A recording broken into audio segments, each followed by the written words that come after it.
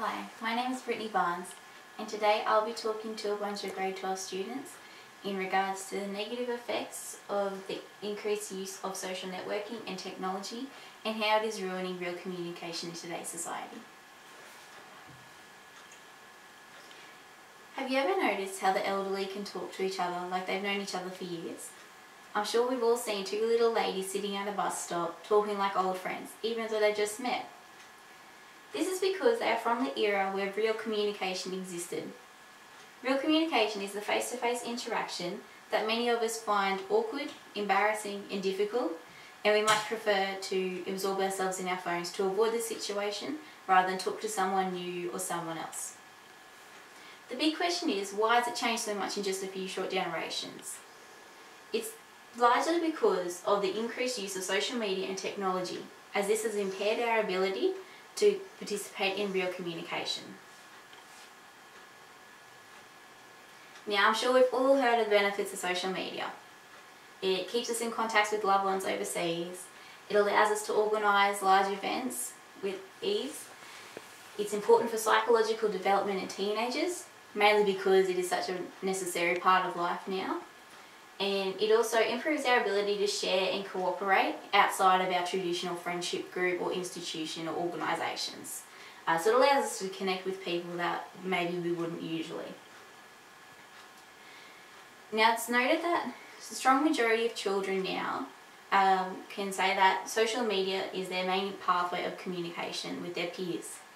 Now, this is a bit of a worrying sign, because when you think about it, young children see their peers at school.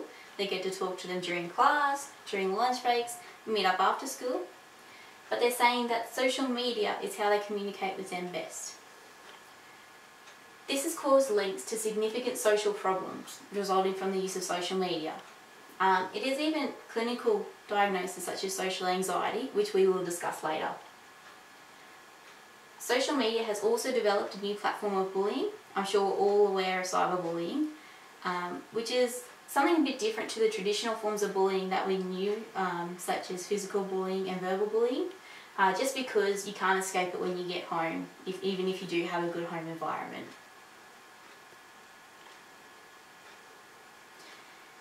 And technology. Now, we all have a compulsive need for technology. We need to be accessible at all times. We need to be able to access the internet at all times. It's really becoming a necessary part of life. This increase in technology has led to an increase in cyberbullying, as we are able to do it over the phone, using our iPods, on our iPads. It's very accessible.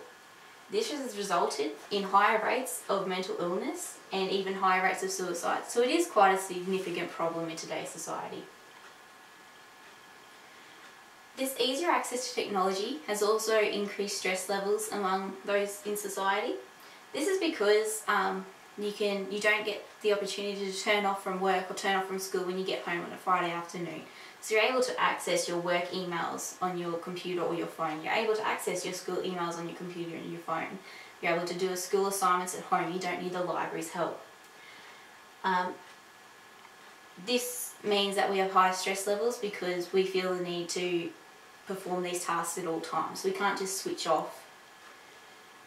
It has also resulted in us becoming more comfortable using our phones to communicate than face-to-face. So we find it much easier to send someone a message on Facebook. We find it much easier to send someone a text message rather than going and seeing them face-to-face. As mentioned before, our ability to access technology easier has also led to a higher rate of social anxiety, which can cause quite significant problems in especially teenagers. This is because it does make it easier for people to avoid communication, so people with social anxiety aren't forced into a situation where they need to talk with others. They can withdraw themselves, which is quite worrying and can lead to other problems such as depression, mental health issues and suicide. Now, it is noted by Professor David Isaacs that perhaps the smartest thing to do is to not own a smartphone.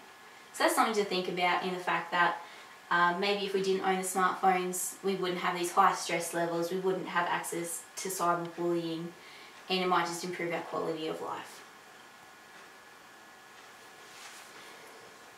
So the increase in technology and social media has also increased our ability to avoid communication. So even shopping has evolved to avoid communication. We can order pretty much anything online. You can use self-service checkouts. So you can get your goods and services without actually having to talk to anyone. You don't have to talk to someone you see in the car park, you don't have to talk to other shoppers, you don't have to talk to customer service assistants.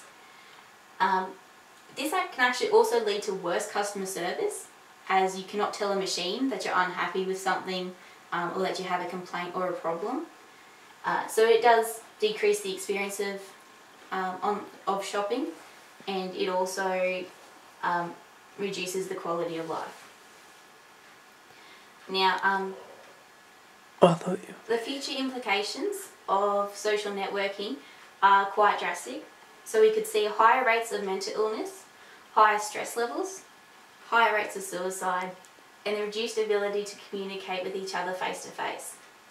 All of this can result in the reduced quality of interpersonal relationships with our loved ones, so our family, our friends, our partners, because we are so reliant on sending each other texts and instant messages rather than communicating face to face or picking up a phone and calling someone. So what I hope today is that you take this away with you and have a think about it, and hopefully you can see the benefits of face-to-face or real communication rather than those over social media or social networking or using technology. Thank you.